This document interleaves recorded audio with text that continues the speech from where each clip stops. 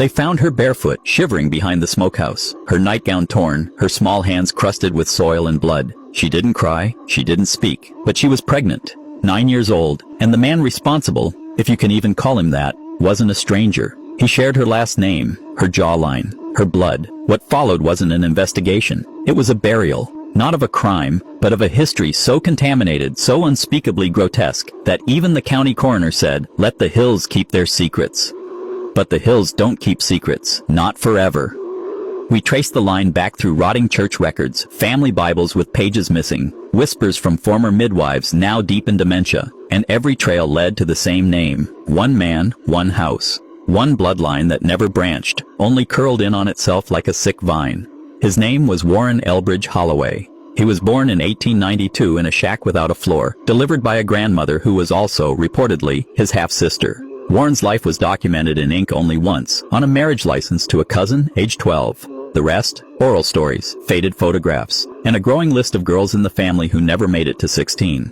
There was something wrong with all of them. Eyes too far apart, fingers fused together, limps, twitches, blank stares. The town called them the river folk, as if they were some kind of species separate from man. They lived just outside Possum Ridge, Tennessee, up a logging trail no one used, where trees grew too close together and birds stopped singing by noon.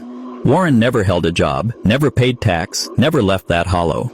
But children were born, generation after generation, all of them his, and all of them doomed. It's not just a story of inbreeding, it's a story of what happens when a family decides the world is too dangerous to trust. So they turn inward, again and again, until they forget what normal ever was. Until a child, barely old enough to tie her shoes, begins to show signs of pregnancy, and no one is surprised. Because in that family, it had happened before. And it would happen again. The first time someone tried to report the Holloways, it was 1937. A traveling schoolteacher named Miss Liddell had come through the ridge, hired to educate the local children in a one-room shack near the creek. She only lasted 5 weeks. Her final day, she arrived in town with a bruised cheek, torn shoes, and a trembling voice. She told the sheriff she'd seen things no woman should ever see, children with bruises shaped like ropes, babies nursing from girls who should still be playing with dolls, and a man whose stare made her feel like prey. She never said Warren's name. She didn't have to.